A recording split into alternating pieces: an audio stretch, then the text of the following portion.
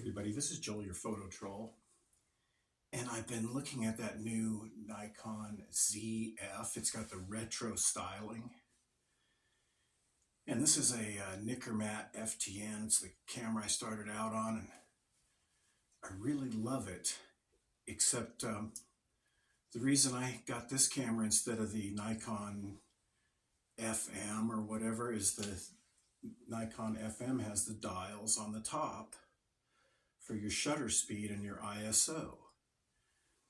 So this thing has your shutter speed is changed right here in this little lever next to the lens release button.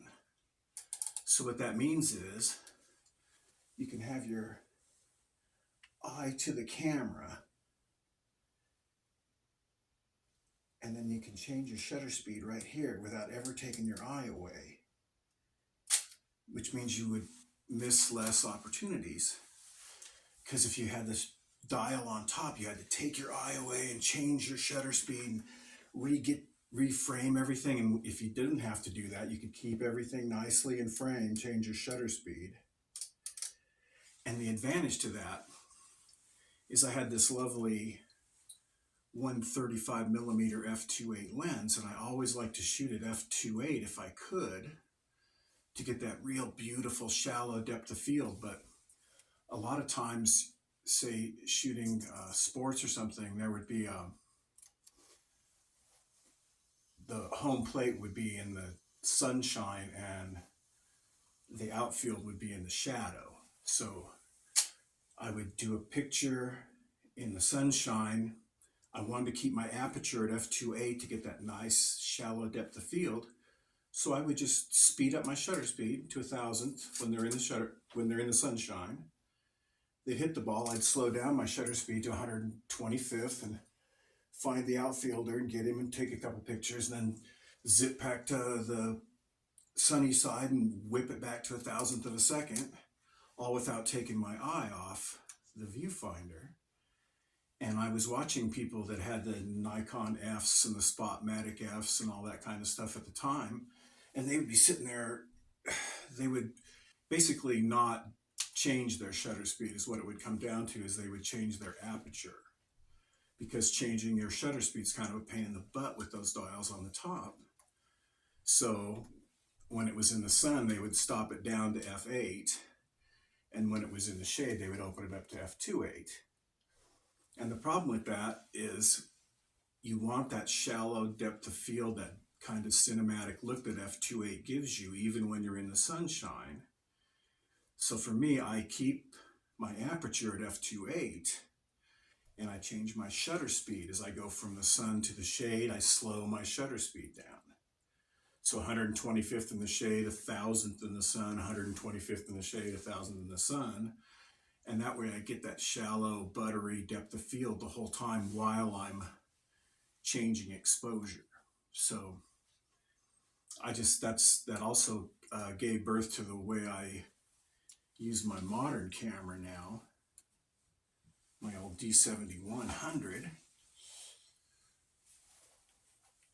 is when I'm doing rafting, I'll have them in the sun, and then they'll drop into a shady spot, and I'll just be at a 1,500th of a second and roll down to an 800th of a second, and back to a 1,500th of a second, and then down to an 800th of a second. And it's so much easier now with the modern, because it's just 3 steps up, 3 steps down. With this, you had to crank that lever, and with the other ones, you have to turn that dial.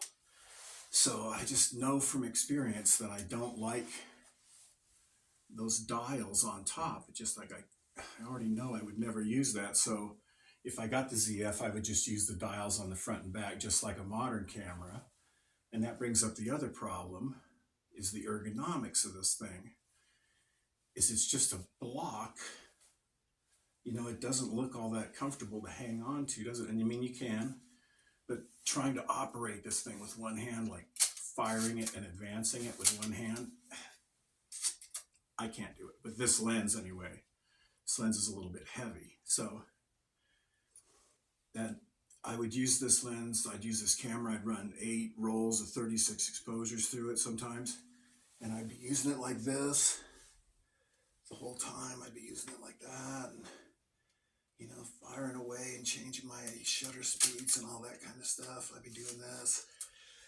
And right across the bottom of your hand here, it just gets this big indentation from the camera. And then if you change it the other way and hold it like this, which you have to do because your right hand can't take it, so you end up holding it like this. And if you shoot a whole football game, for instance, you end up with this crease across your hand from the bottom of the camera here.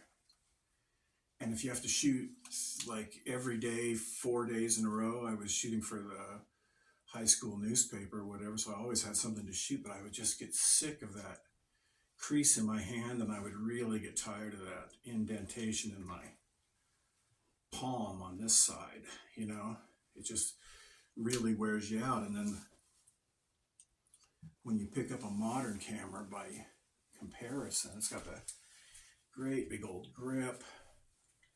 Easily hold it with one hand, turn it on, shut, you know, I can do everything I need to do with one hand pretty much except turn, you know, pop the flash up. I need my other hand to do that, you know.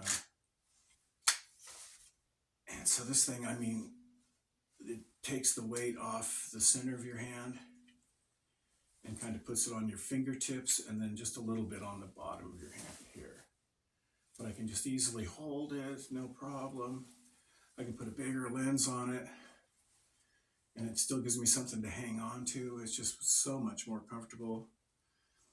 So I guess what it comes down to is if I'm going to pay the $2,000 for that ZF, it's just because it has that image stabilization that follows your focus point. It has the focus stacking that helps you manually focus and stuff like that. It's got the 24 megapixel sensor instead of the 47. So I want all that, but I just do not want retro styling, and I especially don't want my dials on top.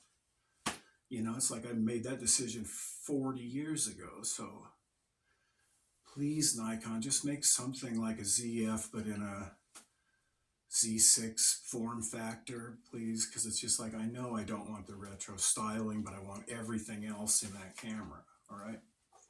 This is Joel, your photo troll. I'll see you guys down the river. Bye-bye.